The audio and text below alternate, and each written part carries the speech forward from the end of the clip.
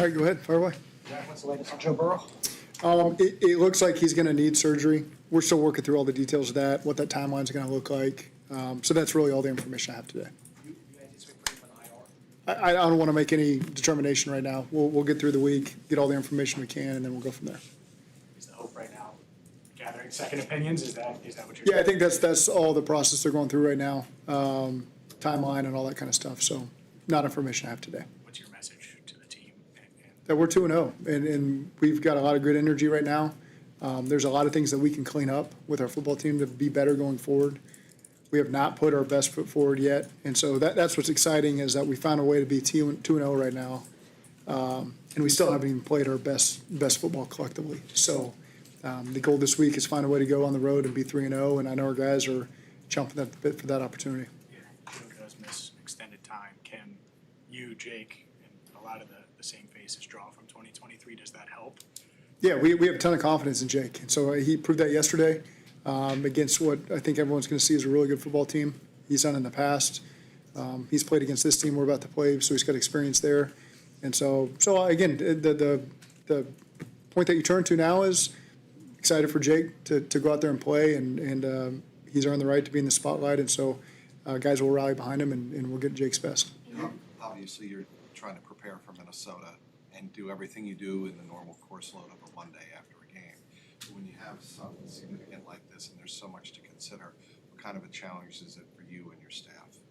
It's just part of the process for us. You know, there's always some form of adversity you're gonna face, and it's how do you respond to it. And so again, it's there's not a lot we can do right now for Joe. You know, other than I feel terrible for him because he's put in all the work, and so for him to have to go through this is the worst part of it. But as a football team, we just got to continue to move forward, and that's what these guys are going to do. And so again, there's not a lot that takes up my time if that's what you're asking in terms of today. We're ready to move on to Minnesota and find a way to get after these guys. In your conversations with Joe, how is he? What type of spirits is he in? Well, it's hard for me to answer. You know, it's always disappointing when you have to go through this, but my experience with Joe is he's always been, upbeat and handle it the best that he can given the circumstances. I think that's always how he looks at it. But again, he can probably at some point answer that better than I can. Is there any possibility of bringing in somebody else to that room designed to maybe eventually challenge Jake, or is it you guys are riding with Jake all year? That's the plan. I feel very confident in Jake. I think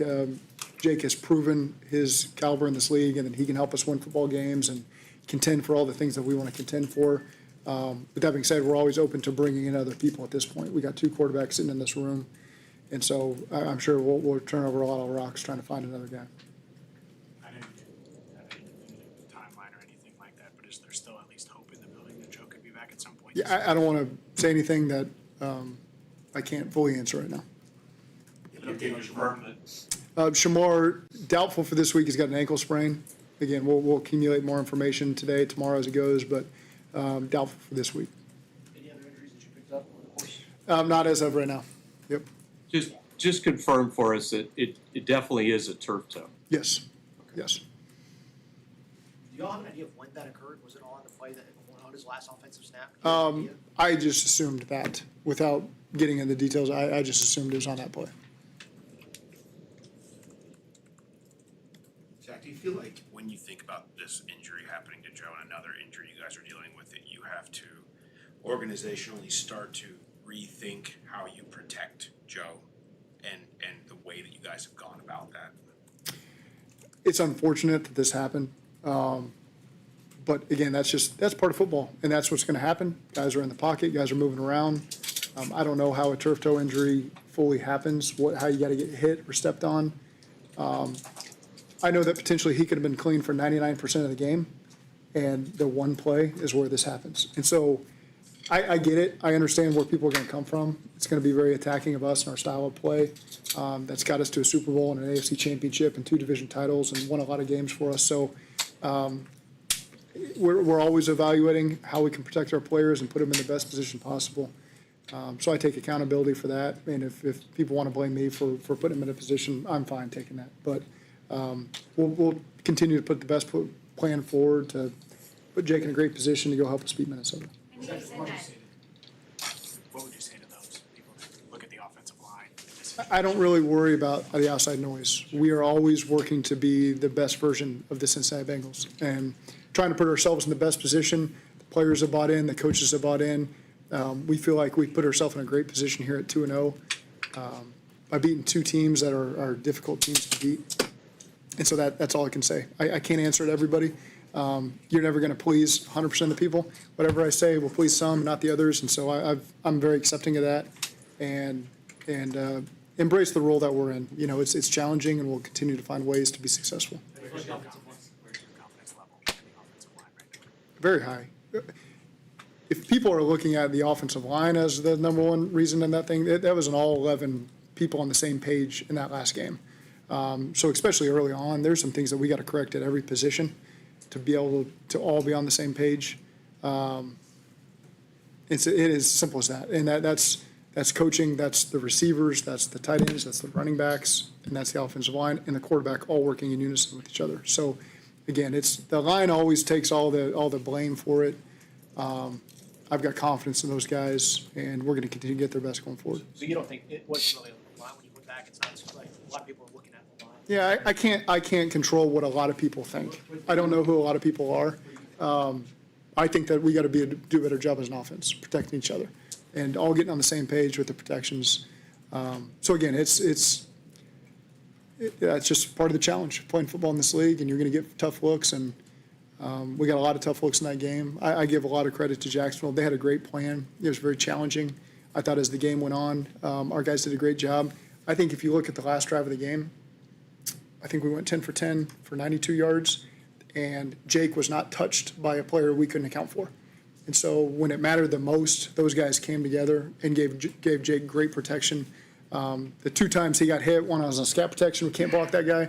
One was on a Abby, safety off the edge, we can't block him. It's a running clock, 2 minute, completes it to Jamar, beats the extra hitter with the throw. The line did a great job, and the backs did a great job. So at the end of the game, those guys really stepped up and gave us what we needed to be able to go 92 yards in 3.5 minutes and eat up all but 18 seconds on the clock and score a touchdown to win the game.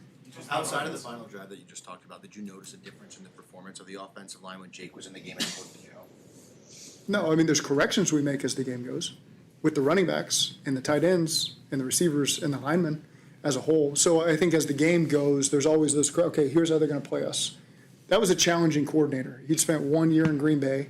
So is that his identity? He's played one game against Carolina. They were up 20-3 at halftime after a lightning delay. So they had control of that game. So what are we really going to get from these guys? That was an extremely challenging plan to put together, that as the game evolved, you had to see, okay, this is maybe more of his identity and how he's going to attack us. And so I really felt like as we continued to adapt to all the different pressure looks we were seeing, it was, okay, this is their plan. Here's how we can counteract that. I thought our guys handled it really well. I thought our coaches really did a good job in the second half. So that's a lot of it, and that's credit to Jacksonville. I thought they coordinators did a great job and were very prepared and put us in tough spots, and I thought that we countered the right way and gave our guys a chance. I know that you said Joe is usually upbeat in situations like this, but just given how many of these injuries have happened to him and what we know about just how much time he spent in the offseason and how important his craft is, do you have to be extra aware of how this could potentially take a toll on him mentally this time around? I haven't thought of it that way, so I'm sure as time will pass, I'll have a better answer for you. I think one of the things that you mentioned in 23 that you appreciated about Jake is you could still game plan for the opponent coming up, and Jake could step in there and execute the game plan, Yeah. regardless of who the quarterback is. Is it the same way this time around where Yeah, it's not going to, Joe could have been playing or Jake's playing? Sure. You're still going to attack the team. sure, very, very similar. And again, it's always, as the week goes, and I'm one-on-one with Joe or sitting in the quarterback meeting, I'm looking at Joe as I'm asking the questions. Hey, what do you like here? Do you like this? Do you like that? I'm looking at Joe and I'm asking Joe the questions. Now I'm looking at Jake. Jake, what do you like this? Do you not like this? And so that's the difference in kind of the last 10% of the game plan as we're making decisions as coaches. Do we like this? Do we not? A lot of times I go to Joe and I want his feedback on that stuff, because if he loves a play, then I got to call it. If he doesn't like a play, then I'm not going to put him in that situation. So now that just transfers to Jake. And sometimes with Jake, that may lean a little bit in a different direction for that 10%, but that's usually how our process goes. And I'm very comfortable with the communication with Jake. Jake's always been very honest done a great job telling us and being transparent with what he likes and doesn't like, and so we'll fit that into whatever plan we have for Minnesota. You kind of alluded to this a little bit, but the style of play, is there a certain level of risk that comes with it, knowing how explosive y'all want to be as an offense? I mean, is how much of that kind of is? Yeah, there's always a risk. I think if you watch a lot of the top offenses in this league, especially in this conference, you're going to see a lot of quarterbacks running around in the pocket making big plays, and so that's just part of it. You know, you have a great quarterback who can extend plays, and the receivers we got, you're going to hit big plays. You're not going to say don't do that. We've all sat here and watched all the game-breaking plays we've made when we've extended plays and made plays. So I think just as overall say, hey, we're not going to be aggressive and we're just going to run the ball 40 times a game. That doesn't play to a lot of our strengths, because our strengths are throwing the football to our receivers and our tight ends and backs and our linemen protecting, and our quarterbacks being able to make plays in the game. So that's what we lean into. Sure. We go into every game. What's the best plan for us to have? Ideally, we can get a 21-0 lead on a team and just hammer them with the run game and the play. That would be great. That's just not how it's really played out for us yet. And so maybe someday we'll get to that point and we can really lean on that and have a different identity for that week. But we're going to do whatever it takes to win the game. Did you notice a difference in Jacksonville's defense when you went back and watched from what they did when Joe was in versus after the fact when Jake was in at quarterback? No differences. No, I'd say a lot of the same thing. I mean, the correction tape we made today was a lot of the same things that showed up. I mean, they had a lot that they gave us.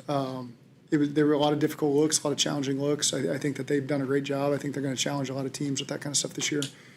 So again, we just had to problem solve it as we went. But no, both guys got similar looks over the course of the game. Does Jake have the same green light to audible as Joe does? Yeah. Yes. What gives you the most confidence? Obviously 2-0, trying to stretch up to 3-0 this week against in a tough environment. We are 2-0. It doesn't feel like 2-0 right now. 2-0. Yeah, I mean. Yeah, I think that's all we control is winning this next game.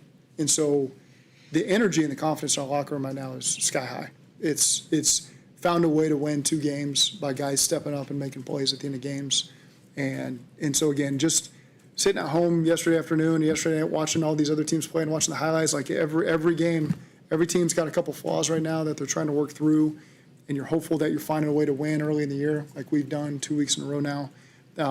But I can't tell you enough, like the positivity we got in this room and the confidence we have in this room, because we saw the mistakes we made, and a lot of them are so correctable that we're going to continue to improve as we evolve as the season goes on. And so the guys see, like, we didn't even, and Jacksonville probably feels the same way, but there are so many things that we could have done better that we'll be cleaner on as every week passes. And to still find a way to win and be 2-0 is exciting for these guys, and we're going to continue to capitalize on that. Why do you think that hasn't really dropped off? Normally, when your starting quarterback goes down, especially a guy like Joe, there is a bit of a drop off. Why do you think there's? Yeah, we're finding a way to win. I mean, make no mistake, but losing Joe is a big piece of what we do. But we have to we still play a game in 6 days. That doesn't change. And so continue to capitalize on the great things that we're doing as a team and the feeling that we got and the work that the guys have put in. And so, again, Jake's the next man up, and we got a lot of confidence in him. And guys are going to continue to step up and carry the load. And I'm just excited to watch this team continue to compete, because when you're in the locker room post-game, you're in the meeting we're in just now, you would have a lot of confidence in this team to go on the road and find a way to get a win and be 3-0, and then we'll focus on whatever the next opponent is. We've had Announced that J.J. McCarthy is going to be out this week, so I assume Carson Wentz would start. Just your reaction to I mean, Carson's had a lot of success in this league. Watched my brother was in Philly when they drafted Carson and played him a couple times. So he's always challenging. He's dynamic with his legs. He's got a big arm. He's played in some big moments. He's seen a lot of different looks. So there's a reason they acquire him as the backup. He's done a lot of really good things over the course of his career. Have you got a surgery date yet? I have no, I don't. When do you? So I guess how you say you don't have a definitive timeline yet on what that would be. Yeah. Would y'all get a sense of when you would get a timeline on when you could potentially be back? I think in the next couple of days. I think we're always going to be slow to give a timeline, because that's years of experience sitting up here talking. I just, good or bad, you learn your lessons there. So I'll always be protective of that, whatever direction it were to go. But again, one thing I know about Joe is, like, he's going to do everything he can to attack a rehab process if he gets to that point. And so, again, I don't know what a toe rehab looks like, but I know that Joe's going to give everything he's got. He's going to do everything he can to get on the field for it. I got full confidence in that. So, again, I'm not trying to just be vague with the timeline that I'm unsure of. I also know I've stuck my foot in my mouth in years past by giving that, but we'll get the surgery date nailed down if he's gonna do that and move forward with all the information we can have. Is there I can make the urgency to do it quickly, to figure out I that think, quickly, to make I'm sure? not if a there's doctor, chance he I'm not a can- trainer. I think there's reasons why it wouldn't be done at this moment. You know, there's a couple day process there of how they'd have to sort that out. So I think that's why. Yeah, of course, I'm sure Joe would love to do it at the earliest point, but we'll continue to work through that. Sorry, I don't mean to talk about the defense. I'm ready for anything you got for me, Jeff. Give it to me. The fans were awesome. Is that what you were about to ask me? Yeah, they set the standard day one. No, but you can make the argument you're 2-0 because of the defense. And Sure. is there anybody who you think's leading that charge, and is there anything that surprised you that, in the last couple of games with them? No, I think the defense, these turnovers they keep getting for us are huge because they're momentum killers for the other team, especially when you get a red zone pick like Dak's got. That just changes the whole momentum of the game because it's really takes 7 off the board potentially for them. Worst case scenario 3 or best case scenario 3. Takes that off the board for them, is a momentum crusher, gives us a lot of energy on the sidelines, gives our fans, especially at home, a lot of energy. So I think that those have been turning points in the last 2 games, just getting these turnovers that they're getting. Which aren't easy ones. They're tips and guys are going and getting them. Dak's made a great play on the corner out in the end zone. So love the momentum that they give in the offense in some of those key moments. And again, we'll continue to fine tune what we're doing best and evolve as a defensive unit. But I knew going into this game, watching Jacksonville and knowing their staff and knowing their talent and having watched them years past, it's a really dangerous offense. They give you a lot of stuff that stresses you. With your eye discipline pre-snap. They put you in a lot of compromising situations post-snap. I really feel that Liam does a great job with those guys, and you're going to look up 10 weeks from now, and they're going to find a way to be one of the top offenses in the league. So proud of the way that our defense just buckled down, solved the problems, got us off the field, especially the sudden change on the 12-yard line at the end of the game. I mean, that's a game. That's 4 plays right there that probably don't get talked about enough, that they found a way to stop them and get the offense the ball back. You're not that far from preseason games and training camp. Do you think that's helpful for Jake, that he hasn't been, sitting around getting minimal work during the week? I think it's probably more helpful than hurtful that it's closer to that time because he's gotten that live action, fairly recently in the last month or so. So takes a lot of our scout team reps. Brad Crickthorpe does a great job at different times, special teams, post practice, Fridays, making sure he gets the reps that he's not getting, those live reps that are on the script that Joe's getting. Jake gets some of that opportunity. So I think Brad's done an excellent job preparing him for the moment, and Jake has done everything he can to control what he can control, and excited to watch him play. He won big at Washington. He was 4-3 when he filled in 2 years ago. Are there intangible qualities there that, people gravitate to for him? Well, yeah, he connects with everybody in the locker room. He's done a great job. That's just natural for him to spend time with everybody in different environments. And so I think guys really respond well to that. But most of all, just his time in the building and how he works, guys really appreciate and respect that. And so again, you have a lot of confidence when he goes out there that, okay, Jake's more than capable to be able to lead us to a win. You threw me off with Washington. I was Commanders in my head for a long time. And I put it together at the end there, yeah, but it took me a second. Zach, I was just thinking about Chase Brown's role in the offense and just wondering from you, how do you feel like it's gone for him? So I think there's a couple runs that we got bigger potential on that we're one block away. And so, again, those are things we're focusing on right now is we can't be one block away. We got to get everybody on the same page, everyone finishing, so that Chase can get in those situations where we get the explosives. And instead of 3.1, you're up in the 4s. And so, again, those moments showed up on the tape for us where the potential was there, and we just didn't get it done, and there's no excuse for that. And so, again, that's something moving forward we got to do a great job of is getting more out of our run game, the explosiveness that can be there, and we'll continue to try to find ways to do that. Would you say the second half yesterday probably wasn't conducive to, just felt like it demanded more of a passing? There's moments, and this has happened to us over the years, where it becomes you're down 7 and time becomes your enemy, and we spend a little more time throwing it. Thanks, Zach. Okay, thank you all.